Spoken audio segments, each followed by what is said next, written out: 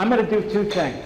I'm going to tell you what we're hearing about the state and region's economy through our Grow Minnesota program, and then talk a little bit about the proposals that we have before the Minnesota Legislature that we think the state chamber and our local chamber partners believe will help to strengthen the state's economy so that it can continue to change and grow. Grow Minnesota, 15 years old.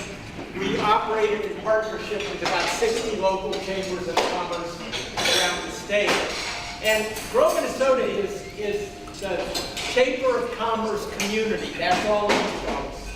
It's our effort to go out and visit one-on-one with Minnesota companies and thank them for having businesses in Minnesota, learn a lot about what they do, and then see if there's anything that we can help them individually or by going to the Capitol to improve the overall business environment so that they can be more successful in our state.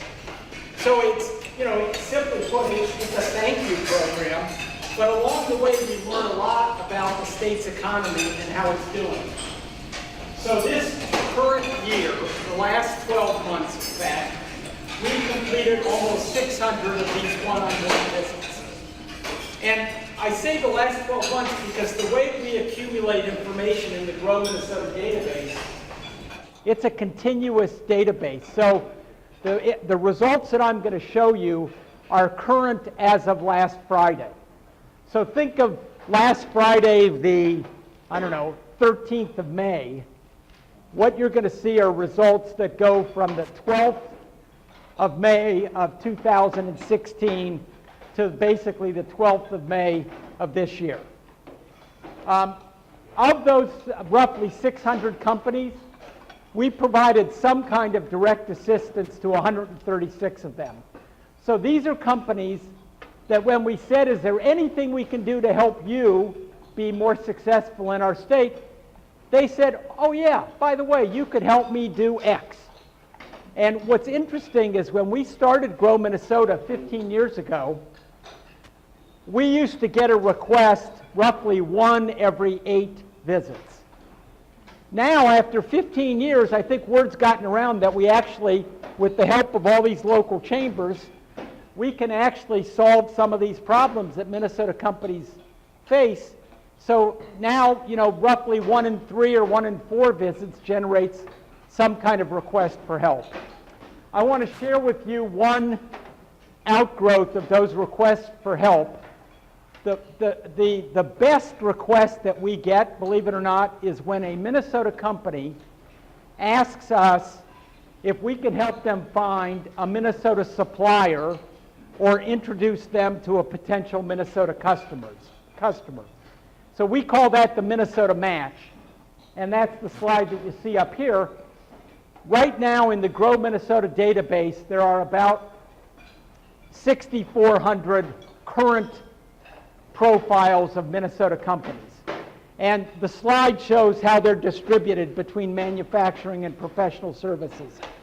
The fact that we've got 6,400 current files, current reports on Minnesota companies, gives us the ability to match companies with suppliers or with potential customers. I'll give you one quick example.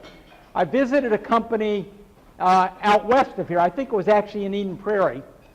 And I have a great visit with the company. The guy who owned it, he tells me he just bought it about 6 months ago, but everything is going well, and he says to me, would you like a tour? Well, if you know anything about being in the Chamber of Commerce business, if anybody asks, do you want a tour, the answer is always yes.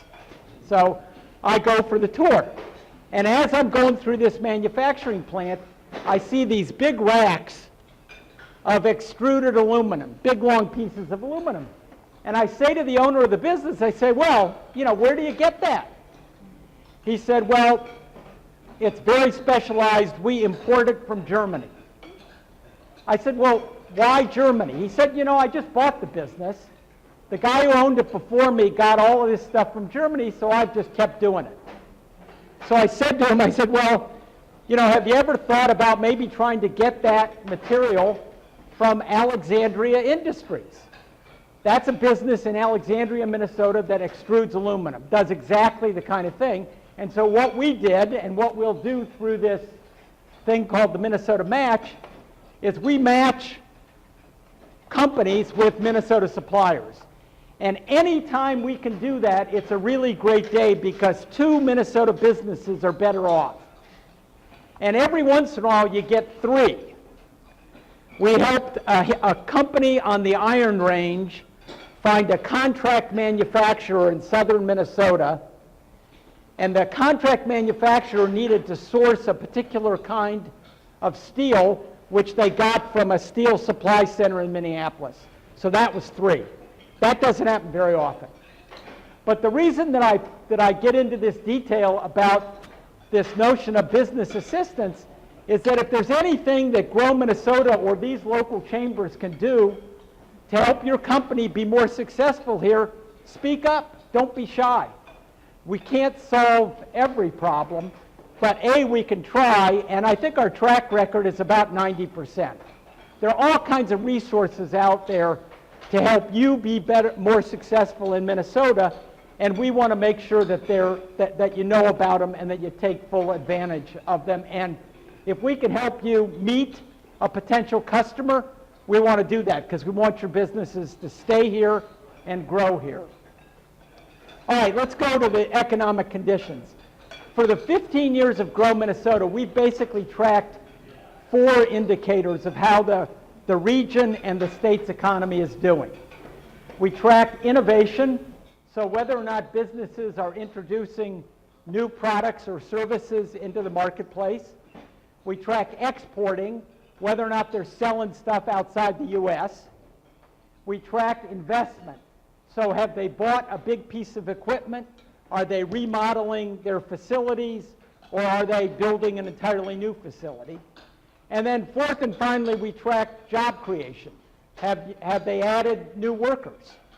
And those 4 indicators, at least our experience the last 15 years, are pretty good indicators of not only how the economy is doing right now, but predicting how we're going to do 12 or 18 months from now. So let me go through and show you what we're hearing. So on innovation, again, this is what we're hearing from those roughly 600 companies that we visited the last 12 months. And just as so you'll be able to follow it, the white columns are the Twin Cities results. The gold columns are for Greater Minnesota. So we asked companies, have you introduced a new product or service in the last 12 months? And what you can see is that, we're up around 70%. So 7 in 10 companies tell us that they've brought a new product or service to market in the last 12 months. Why is that important? Well, look at this slide. This is just the percent of companies that report increasing sales. The white column is the percent of companies with increasing sales that have introduced a new product. The gold column is the percent of companies with increasing sales that said they haven't brought anything new to market in the last 12 months. Well, it doesn't take a PhD in economics to know that bringing new stuff to market is a great way to grow.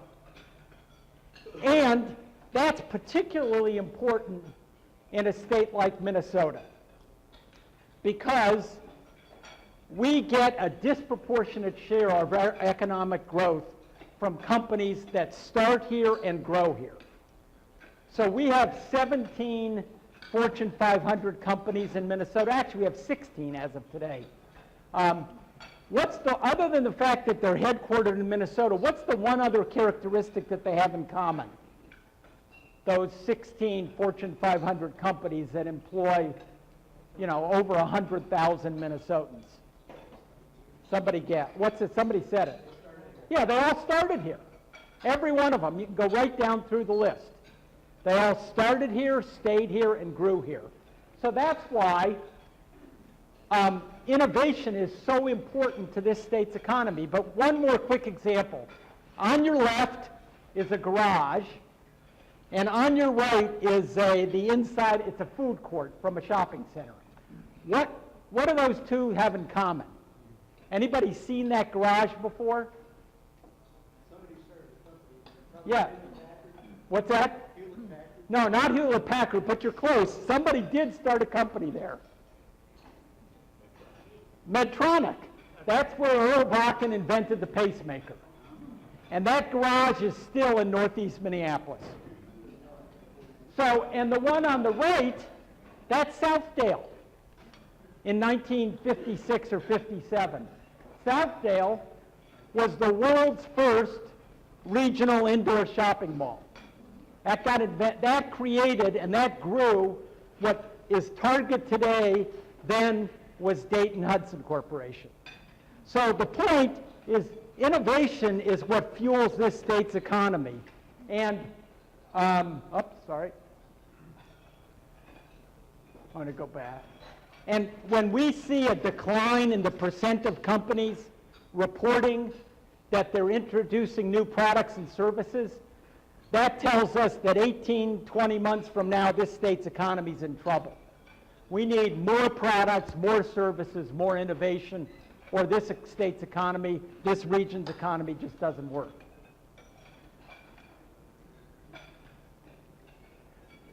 Here's an example. These companies, these logos, it turns out there's this new industry called the Internet of Things. That's the technology that connects, you know, my cell phone with my security system at home, for example. The Internet of Things industry is developing in 3 places in the world. In the Netherlands, in Amsterdam, in Israel, in Tel Aviv, and where do you think the third place is? Here. It's a whole new industry. And that's the kind of thing that'll further the growth and development of this state's economy. Okay, let's switch to exporting. Here the picture isn't quite so good. Last year, exports right now are about 19 billion. A year ago, they were 21 billion. So we've actually lost ground. Anybody want to speculate why? I don't know if anybody's an exporter here. Just reflect on your experience. Look at the value of the dollar. The dollar has been really strong the last 24 months. That makes our goods and services more expensive relative to the, to products from other countries. And for a state like Minnesota, that's a problem because we depend very heavily on exporting. So where are our 2 biggest export countries? Somebody said Canada, that's one. They're number 1. Who's number 2? Mexico. So as you hear all this discussion about NAFTA this and NAFTA that, that's a big deal to Minnesota. Nobody should take that lightly because while we do export to over 200 countries, Canada and Mexico are our biggest deals. And then China's third. Okay, this is the picture of the American hospital in Dubai. Why am I showing you that? This is a neighbor of yours, actually, or used to be a neighbor of yours right here. Why am I showing you this picture? Anybody know who designed that hospital? An architectural and engineering firm called AECOM. They're in downtown Minneapolis, but they used to be Ellerbe Beckett. Ellerbe Beckett, if my memory's right, used to be located here on 494. They've designed hospitals all over the world. The reason I show it to you is I want you to think, when you think exporting, I want you to think as much about services as you do about manufacturing. Anytime we design a hospital in Dubai, that brings new dollars to Minnesota. The same as selling, this clicker to somebody in Dubai. It works the same. It brings more dollars here. So what are we hearing from companies about exporting? So here, this is the percent of companies that tell us that their fastest growing market is outside the U.S. And there you can see it's significant, but it's pointed in the wrong direction, especially in greater Minnesota. It's not, and I think that's mostly the effect of the strong dollar. which the forecasters tell us is going to be with us for another 18 to 20 months. So while innovation, things are looking up, when it comes to exporting, that's kind of a drag on business in this region and this state for the next 18 to 20 months. Okay, let's go to investment. Almost 60% of the companies that we visited with said they were going to make a major investment in the next 12 months. And here you can see the percent divided by Twin Cities and Greater Minnesota. And what's interesting, it's been pretty steady, frankly. And it wouldn't surprise me at all to see a drop-off in investment the next 18 to 24 months. And I say that because we've had so much, you know, over 50% of our companies telling us that they bought a big piece of equipment or they remodeled a facility or built a new facility. At some point, they got to absorb that new capacity and they got to grow the sales. So it wouldn't surprise me to see that, to see investment take a turn down the next 12 months. This is the national forecast for investment, and you can see that looking ahead, that line, the black line, I don't know if you can see it from the back, that's 2017. So nationally, they're saying that investment's going to continue to grow slightly. The light shaded area is equipment. The dark blue is our new facilities. Buying a lot more equipment than new facilities, but based on the Grow Minnesota visits, I would say that for Minnesota, that line is probably flat and maybe even turning down a little bit. Okay, let's talk about the workforce. That's the fourth indicator. This is the percent of companies that tell us that they've added workers in the last 12 months. And what you see there is that A, the Twin Cities is outperformed Greater Minnesota, but secondly, Twin Cities, the line, you know, the percent is actually going down from where it was 3 years ago. So why do you suppose that is? Well, the housing in Greater Minnesota is definitely a problem. But why do you think the percent, why are fewer companies telling us that they're going to add people or that they've added people in the last 12 months? Yeah, it's this. This is the percent that say, you know, we had an opening and either we couldn't fill it or it took us longer to fill it than we thought. And that, you can't see it from the back, but that's close to 70 to 80% of the people who tell us they were looking for workers. So if you had any doubt in your mind about the challenges that we have having enough workers, this should erase it. And the most compelling part of this graph, believe it or not, is right here. And the reason I said that's 2009. So that's the depth of the worst recession since the Great Depression. And in the Twin Cities, about 12% of the companies we visited said they couldn't find the workers that they needed. So the unemployment rate is off the chart, and companies can't find the workers that they need. And in Greater Minnesota, it was almost 1 in 4. So make no mistake that we have a workforce challenge in this region and in the state. One of the things that we hear with the greatest frequency in Grow Minnesota visits, when somebody tells us that they can't find workers, we say, well, what are you going to do? They say, well, you know, I think I'll either buy a machine or I'll grow elsewhere. And the reason they get to the grow elsewhere is as soon as they can't get the workers, our workers are legendary for their productivity and their reliability. As soon as they can't get that, everything else that's wrong with this state's business climate comes to the surface. They scratch their head and say, why am I paying the highest taxes in the United States? Or why am I sitting here in a place where it takes forever to get a permit when I can't get the one thing that this state really does well, which is provide great workers? So then they go and they expand elsewhere. And the troubling thing about that is when they expand elsewhere, I visited with a software company that put a facility in India and then one in Indonesia. And when I said, so how did that go? The CEO looks me in the eye and he says, you know, those workers in India, they're every bit as productive as the workers here in Minnesota. And the ones in Indonesia are better than the ones in India. So once they've gone elsewhere, it's going to be that much harder to get them to grow here. So there is some urgency on this workforce challenge.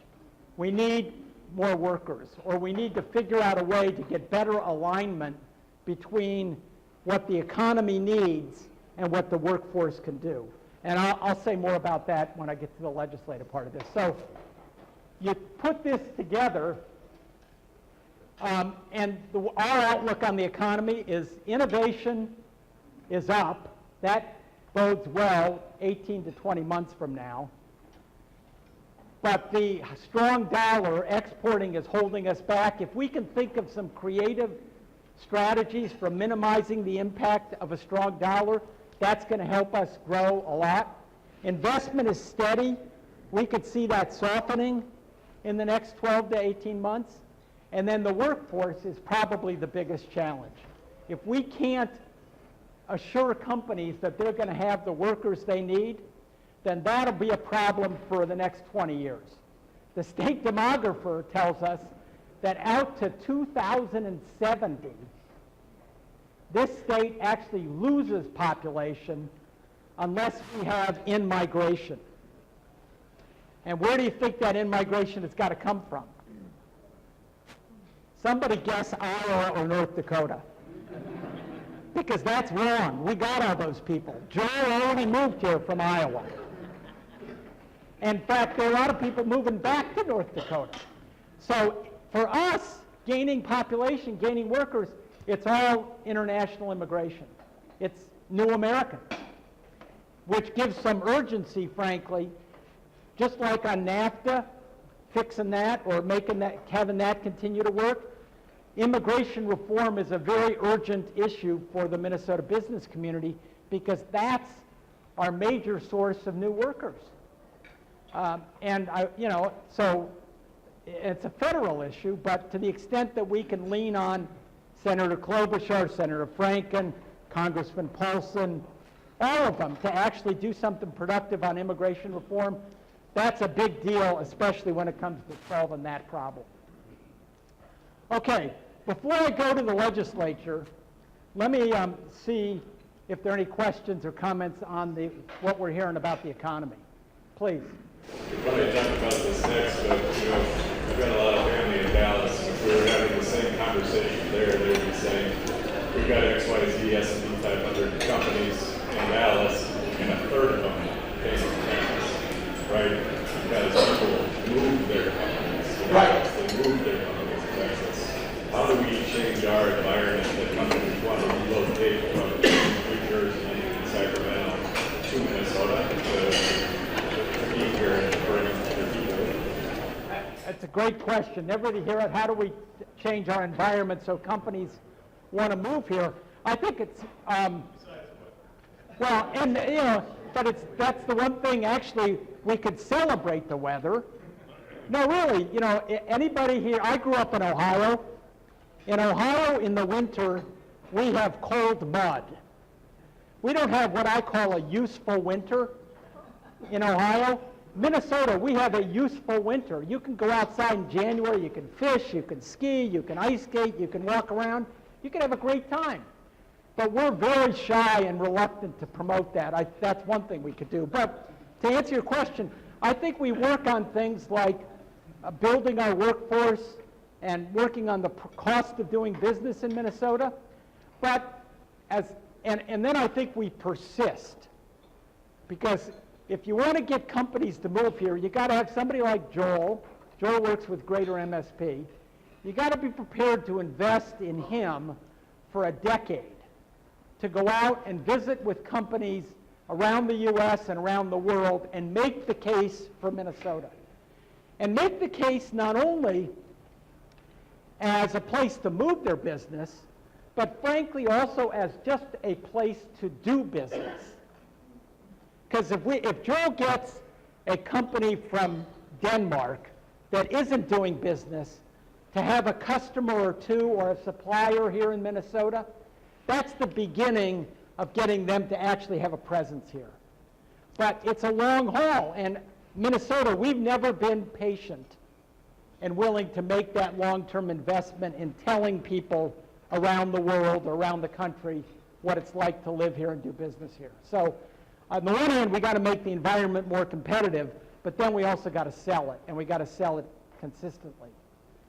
Yeah, Peter. Billy, you mentioned greater MSP. How does the chamber, grow Minnesota and the greater MSP work together to make it all work for us? So the way at least we see it is that the chamber, we work at the state capitol to try and make the environment better for everybody. So we're trying to improve the product that they have to sell.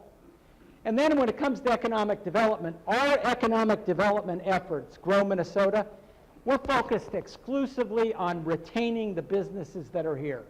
So I'm not going to Denmark or to Los Angeles to convince companies to either come here or do more business here. That's the role of an organization like Greater MSP. They're in the business attraction business. We're in the business retention business. Yes? Bike lanes bring younger people in? What's that? All the bike lanes they build, does that bring people in? I think that there's a combination of stuff. I think this generation, millennials, there are a few of them here, no offense, I think bike lanes, ski trails, it's this generation just local breweries, local distilleries, farm-to-table restaurants. I mean, that's the kind of stuff that, just like, my generation, I'm so old I can't remember what we wanted. But trust me, there was something, So each generation is going to be a little different. And I'd say, one of the things maybe that we've learned more about the economy than anything else is that the economy is always changing. It's a dynamic thing. And in order to grow, you got to change. So if this generation wants bike lanes and ski trails, instead of, say, golf courses, we got to deliver bike lanes and ski trails, just like the companies that they work for have to keep freshening and changing their products as well. Any other? Please. So there seems to be, even though there's a shortage of workers, there seems to be a lot of things like companies bring people on. That's a good way to put it.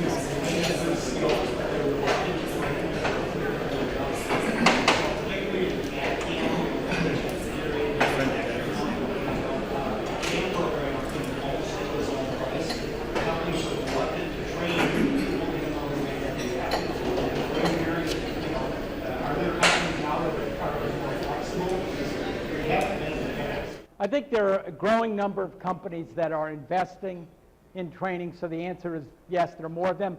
We had a meeting last Wednesday.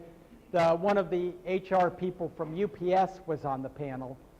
UPS now offers even their part-time employees and their new employees a $25,000 education training account, each individual employee, and it's their way of A, trying to attract the employees, and then B, trying to keep them.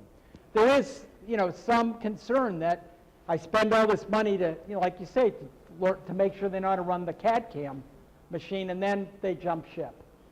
And I'm afraid that's just the dynamic that we as employers have to learn to live with.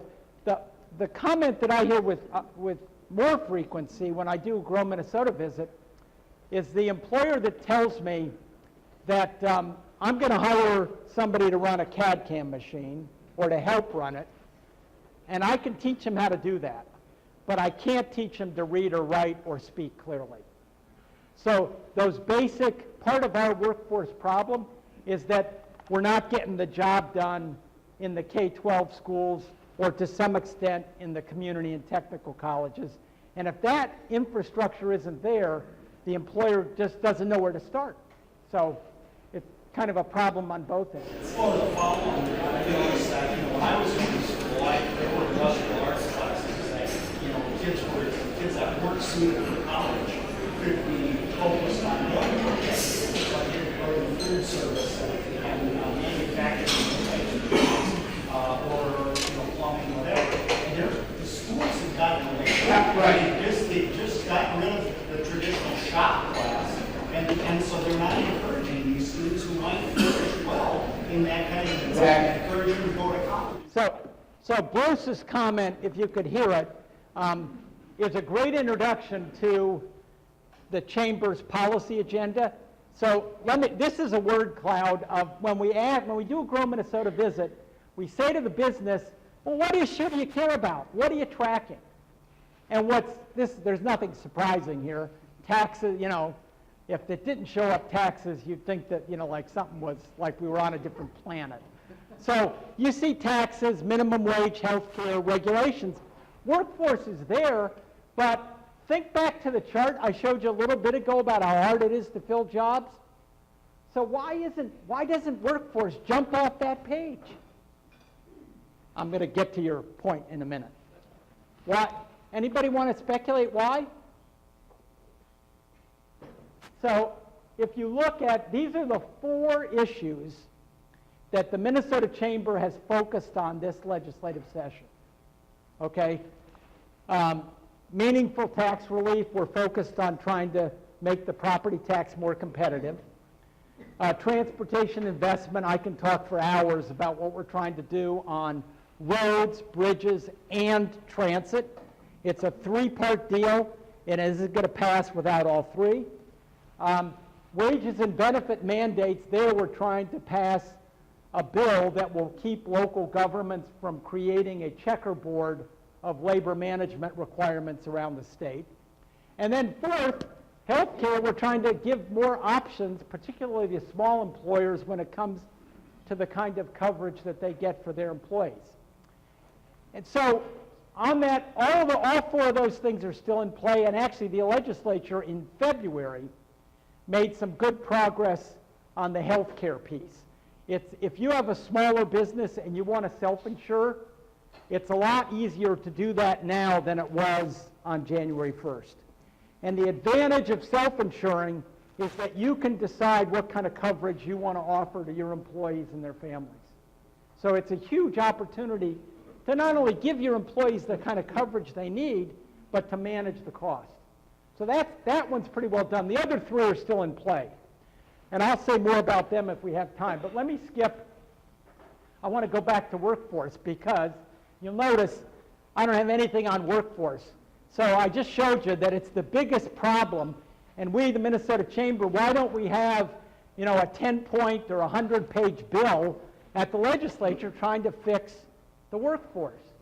Well, one of the things that we discovered is that fixing that workforce, solving the problem that Bruce described, that we expose young people to really a very narrow range of possibilities. So we don't talk about welding.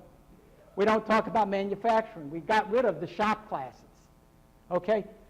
The Minnesota legislature can't fix that. At least that's our conclusion. We fix that with, if you look at this slide, by creating a more consistent and persistent relationship between the educators and the business community.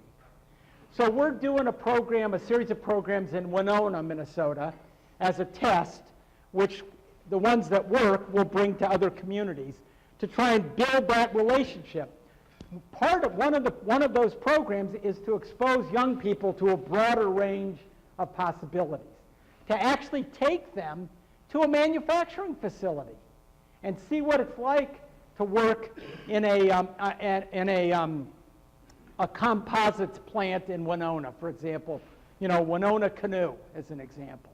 Or RTP company. RTP creates the plastics. They blend custom plastics, which companies use to make very precise and precision parts. But young people don't see that. They think, when they drive by RTP, they think, old, dirty, and poorly paid. And nothing could be further from the truth.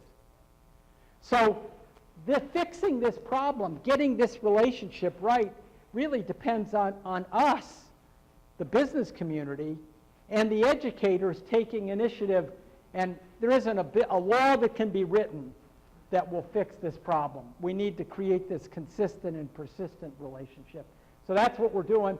And, you know, so when we have Manufacturers Week in October in Winona, and I hope here in the South Metro, that we'll use as an opportunity to expose more young people, and their parents, I might add, to what it's like to work in manufacturing today. Just reflect for a minute on your dinner table conversations with your children, okay? How many times did you look across the table to your son or daughter and say, hey, did you ever think about becoming a welder? I can tell you at the Blazar family, we have 3 sons, we never did that. I mean, it was, you're going to be an English major, or what liberal arts college you're going to go to. A very narrow view, and the reality is, in this economy, what you can do is like this. But we don't talk about it or promote it. Okay, let me go back to the legislative agenda. Before we run out of time here, or maybe, Ann, are we out of time? No, you're good. Okay. Any of these issues I could tell you more about and give you a sense. The legislature, by Constitution, has to adjourn at midnight on Monday night. They have to be gone. They can't, and then they won't be back until probably February, March of next year. So they've just got a few days left.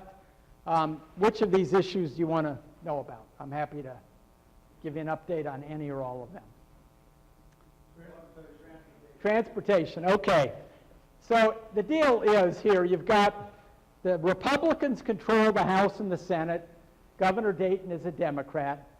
Whether it's transportation or health care or economic development or taxes, the legislature passed the 10 finance bills. They sent them to the governor. He vetoed them all. Because the legislature feels it's time for a significant tax cut, and the governor feels it's time to spend more money on a whole bunch of stuff. So the governor's transportation proposal is north of $1 billion. The legislature, this is just in this next biennium, the legislature is somewhere around 3 to 500 million, closer to 300 million. So they're pretty far apart. The reason the legislature is lower on transportation is they're using their money to pay for tax cuts. And the last couple of days they've gotten closer. So on transportation, though, I think what we're going to see, if a bill gets to the governor and if he signs it, it will include roads, bridges, and transit. Those 3 things are joined at the hip. On roads and bridges, there'll be a significant appropriation for a program called Corridors of Commerce. So if you have a project in your community that would significantly improve economic activity, you'll be able to apply for funding out of this specific fund. And the idea is to speed up the completion of that project. I'm not sure if there's one in any of your communities, but for example, 66th Street, it's under construction now, so it's really not a great example. But 5 years ago, that could have been a corridor of commerce project, okay? On the transit piece, the Republicans in the House and the Republicans in the Senate have pretty much dug in their heels on light rail. So if you're betting on, even $1 of state money for light rail, you've made a really bad bet. I just can't see it.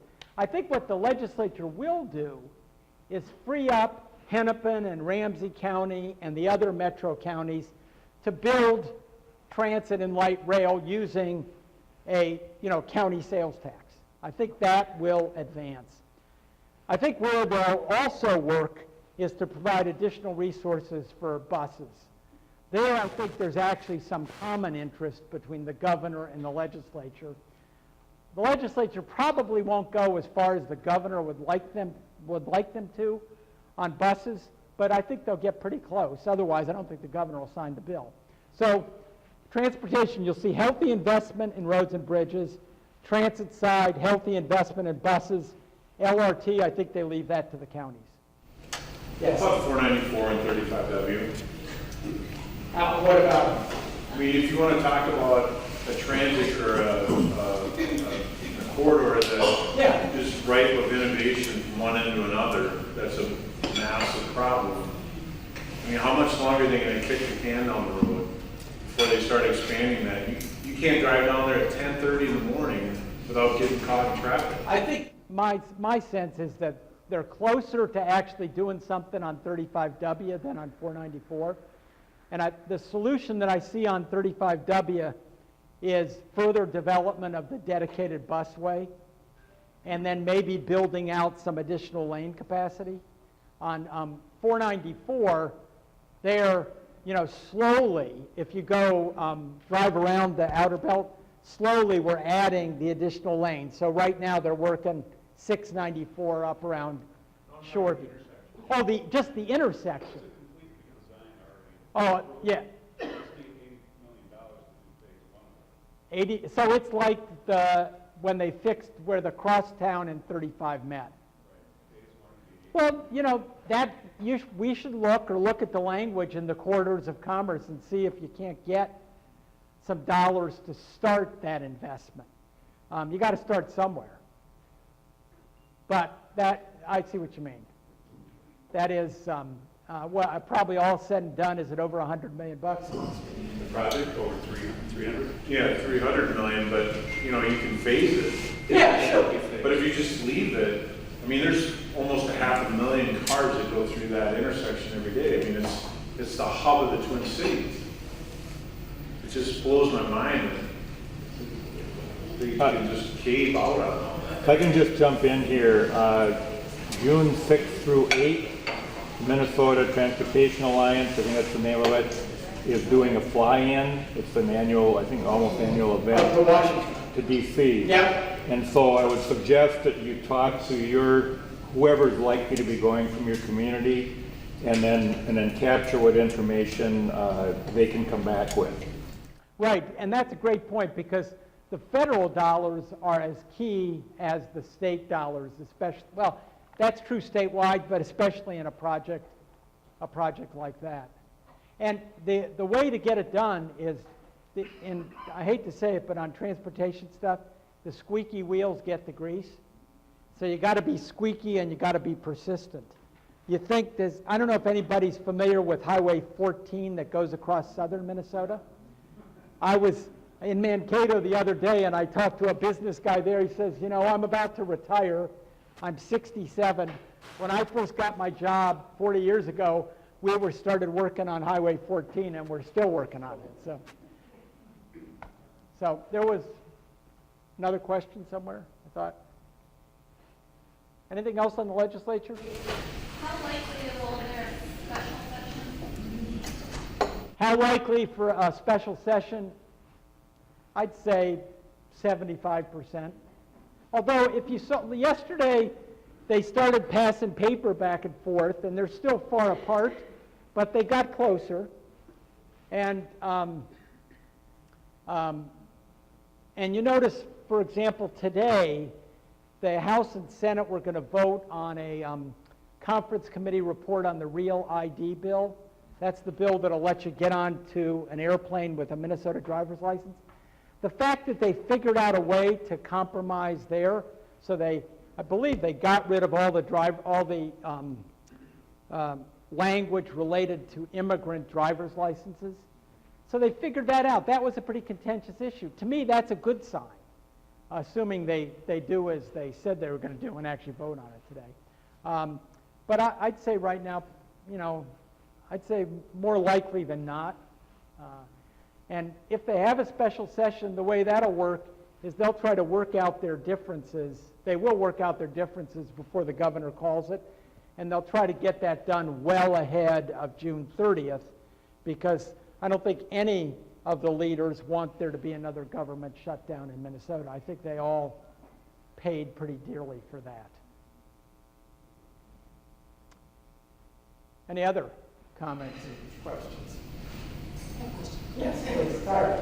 Yes, with the labor force, the shortage in the labor force, how can organizations such as the one I work for, which is Summit Academy OIC, where we offer vocational training in the trades. And so how can we get into that matching with the employers where we're offering our services, because we have apprenticeship programs, carpentry, all of the trades. Right, and huge demand.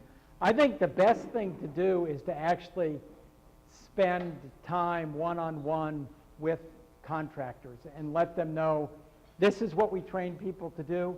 This is the work. These are the workers that we have available now. Here's what we'll have available 6 months from now.